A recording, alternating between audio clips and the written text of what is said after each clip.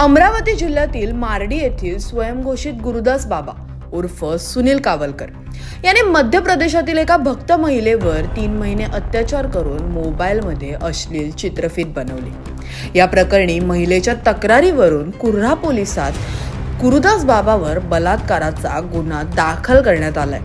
आपल्या पतीला व्यसनाधीनतेतून मुक्त करण्यासाठी जबलपूर येथील 34 वर्षीय महिला 2 मे 2023 रोजी बाबाच्या मार्डी येथील आश्रमात आली होती। पतीला व्यसनमुक्त करण्यासाठी पुढील काही महिने आश्रमातच मुक्कामी राहावे लागेल असे तिला सांगण्यात आले। तिने आश्रमात राहण्याची तयारी देखील दर्शवली। या दरम्यान 3 महिन्यांपर्यंत भोंदू बाबाने तिच्यावर सतत अत्याचार करून लैंगिक शोषण केले, लग्नाचेही आमिष दाखवले आणि या दुष्कृत्यानंतर तो फरार झाला। एक दिवस महिलेला मोबाईलमध्ये त्याने केलेल्या दुष्कृत्याची चित्रफित दिसली। तिने जाब विचारला असता गुरुदास बाबाने दमदाटी करून धमकवली व 2 जानेवारीला तिला नागपूरला सोडून तो फरार झाला। अमरावती रूरल घटक के कुर्हा पुलिस स्टेशन के अंडर में 25 जनवरी को एक एफआईआर दाखिल किया गया है, जिसमें एक 34 वर्ष की महिला जो है उन्होंने अपने गुरुदास बाबा उर्फ सुनील कावलकर जो 47 इयर्स के हैं, इनके खिलाफ में आरोप किया है बलात्कार का। उसके ऊपर में गुनाह हमने दाखिल किया है। आरोपी जो है वो अभी फरार है, उनको हम ढूंढ रहे हैं, वरना तपास जो है शुरू हो गया है, तपास चालू है। एंड इसके आगे बाकी जो मुद्दे जैसे जैसे हमारे सामने आएंगे उसके ऊपर में हम अपनी तरफ से कार्रवाई करेंगे। ये मैटर बहुत ही गंभीर है। फिरियादी जो पीड़ित महिला है उनका ऐसा आरोप है कि आरोपी ने जो है इनका आपस में कुछ अश्लील वीडियो वगैरह रिकॉर्ड करके आरोपी के मोबाइल में रखा है, ऐसा उन्होंने आरोप वगैरह किया है। पुलिस हमारी तरफ से हम इस चीज़ को वेरीफाई भी कर रहे हैं, और क्योंकि अभी तक आरोपी हमारे ताबे में नहीं है, इसी वजह से ये जो संबंधित मोबाइल फ़ोन जो भी है वो भी हमारे हाथ अभी तक लगा नहीं है।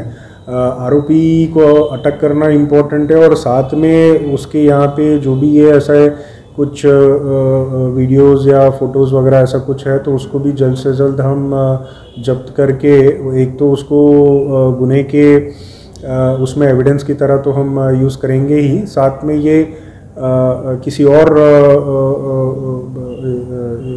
इसके लिए यानी सर्कुलेट ना करे जैसा हम वो भी कोशिश करेंगे। नहीं, यानी ये भी एक गंभीर मुद्दा है, यानी आरोपी को ना अटक करना, this is also very serious matter. तो इस मुद्दे को मैं भी देखूंगा। एंड एक बार ये जो आरोपी है एक बार हमारे ताबे में आ गया तो इनके ऊपर में जो भी प्रीवियस रिकॉर्ड जितना भी रहेगा उसके ऊपर में भी कार्रवाई हो, ऐसा मैं इंश्योर करूंगा। काही महिन्यांपूर्वी याच भोंदू सुनील कावलकरने गरम तव्यावर बसून लोकांच्या समस्या सोडवित असल्याचा व्हिडिओ जारी केला होता। त्याबाबत चौकशी होताच 4 धामच्या बहाण्याने तो पसार झाला। या दरम्यान महिलेवर अत्याचार करून तो पुन्हा फरार झालाय। पहिल्या प्रकरणातच अंधश्रद्धा निर्मूलन कायद्याअंतर्गत गुरुदास बाबावर गुन्हे दाखल करण्यात आले होते। तेव्हाच त्याच्या मार्डी आश्रमातून कुर्हा पोलिसांनी अटक का केली नाही असा प्रश्न आता नागरिकांकडून विचारला जातो। 6 महिन्या अगोदर मार्डी परिसरातील एका गुरुदास नावाच्या बाबाचा गरम तव्यावर बसण्याचा व्हिडिओ प्रसिद्ध झाला होता। तेव्हा अमरावती अनिशच्या टीमने तिथे जाऊन प्रत्यक्ष पाहणी केली होती। तेव्हा बाबांनी आम्ही अंधश्रद्धा पसरवत नाही असं जाहीर करून तिथून पळ काढला। नंतर चौकशी केली असता बाबा नर्मदा यात्रेवर गेले असे तिथे सांगण्यात आले।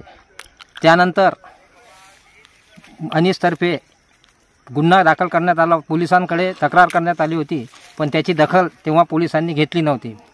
त्यानंतर काही दिवसानंतर 2 महिलांनी बाबांनी दुष्कृत्य केल्याचे आणि फसवल्याची तक्रार अनिशकडे दिली होती। अनिशचा ते क्षेत्र नसल्यामुळे अनिशने त्यांना मार्गदर्शन करून पोलिसांकडे तक्रार करण्याचा सल्ला दिला होता। त्यानुसार त्या महिलांनी कुर्हा पोलीस स्टेशनला बाबाच्या विरुद्ध तक्रार दाखल केली आणि आता त्या बाबावर बलात्कार, फसवणूक व सायबर क्राईम या गुन्हा नोंदवून आश्रमाला सील लावण्यात आलेला आहे. अनिसतर्फे मी विनंती करतो आणि आव्हानही करतो की ज्या अशा फसवलेल्या बाया असतील, पुरुष असतील, तर त्यांनी समोर येऊन आपल्या तक्रारी दाखल कराव्या आणि या बाबाचं पितळ उघडं पाडावं. अनेक वर्षांपासून भोंदू कारनामे करणारा सुनील कावलकर यावर या अगोदर देखील तक्रारी दाखल झाल्या होत्या, पण पोलिसांनी त्याला काही अटक केली नव्हती. आता गुन्हा दाखल झाला, पण अटक कधी होणार याचं उत्तर पोलीस विभागाला द्यावं लागणार आहे.